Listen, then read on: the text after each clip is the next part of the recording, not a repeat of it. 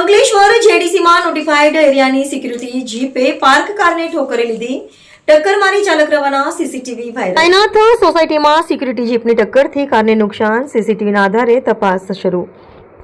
અંકલેશ્વર જેડીસીમાં આવેલા નોટિફાઈડ એરિયાની સુરક્ષા વ્યવસ્થા સામે ગંભીર સવાલો ઉભા કરતી એક ઘટના સામે આવી છે।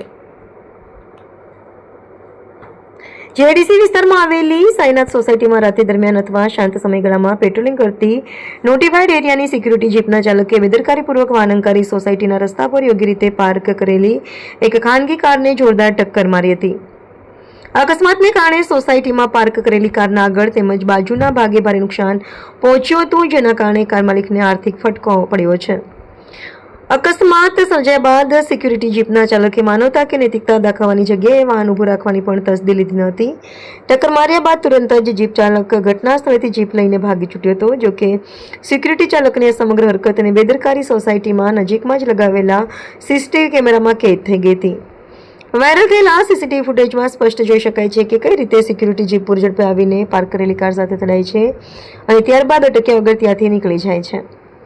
આ ઘટનાના સીસીટીવી ફૂટેજ સોશિયલ મીડિયામાં વાયરલ થતાં જ સ્થાનિક રહીશોને કાર માલિકમાં ભારે રોષ જોવા મળ્યો છે, જે સુરક્ષા કર્મીઓ પર વિસ્તારની સુરક્ષાની જવાબદારી છે। તેમના દ્વારા જ આ પ્રકારે જાહેરમાં અકસ્માત સર્જીને નાસી જવાની ઘટનાથી નોટિફાઈડ એરિયાની કામગીરી સામે પ્રશ્નાર્થ ઊભા થયા છે।